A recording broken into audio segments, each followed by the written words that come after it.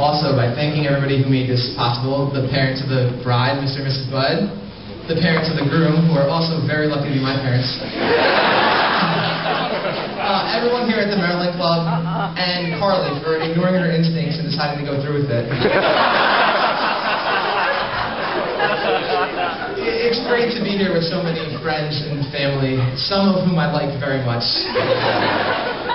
Yeah. I was really excited when Chris made me best man. However, I do understand there was some concern about the length of my speech. And I would like to let everybody know I will leave plenty of time for you to check out of your hotels in the morning. But I thought it would be best if we skipped over the time Chris and I spent in the birth canal.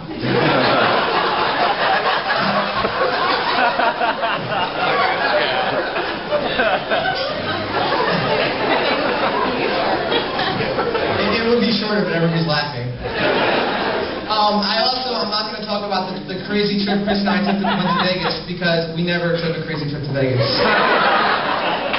But growing up in our house was just a very, very traumatizing experience. You know, when we were little, my mom and dad sent our dog Buffy away to live on the farm after she bit Chris. And you know, sometimes I have a problem with dangling modifiers. I would like to clarify that Buffy bit Chris, not Mom. But, you know, in addition to that, you know, our grandfather made us promise to give him 10% of every paycheck we ever got for our entire life. Keep checking that mailbox, because you might get something from somebody else. At least our older brother was always there to comfort us. And by comfort, I mean walk into our room, fart, laugh at us, and leave.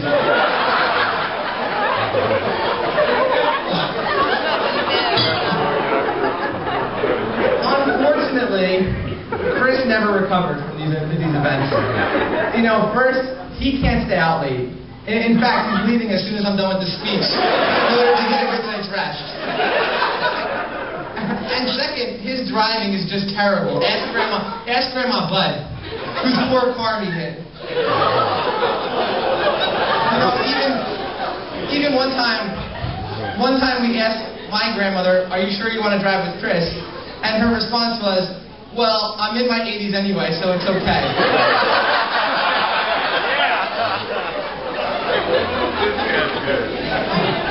And last, like, his sense of fashion is just a nightmare. I mean, tucking your shirt in, not that hard. Although when ketchup stains become popular, he'll be considered a trendsetter. So, that was my last joke. I'm out of material. But no, all kidding aside, last summer, one day, I was at my parents' house, and my mom was organizing these old home videos from, you know, when we were little. And this one video was of our first birthday party. And at our first birthday party, Chris and I were both trying to take our first steps. And as one of us would take a few steps, the other would sit on the ground and clap as they took the steps. You know, people always ask me growing up, what is it like being a twin? And I don't know what it's like for other twins. I know that I've had a best friend since the day I was born. And you know, and Chris is smart and thoughtful and caring, and that's all I got. But no, Chris is no, seriously, all joking aside though, Chris is thoughtful and smart and caring and funny, and I'm just so happy he found somebody as wonderful as Carly to spend the rest of his life with. You know, I may not sit on the ground and clap for you anymore, but as you guys build your family and someday have kids, I want you to know that I'll always be here for you guys, and I love you very much. You know, I remember the first time I saw Chris and Carly together, and they were smiling at each other the whole night, looking into each other's eyes the whole night. And you just knew back then that they had something really special.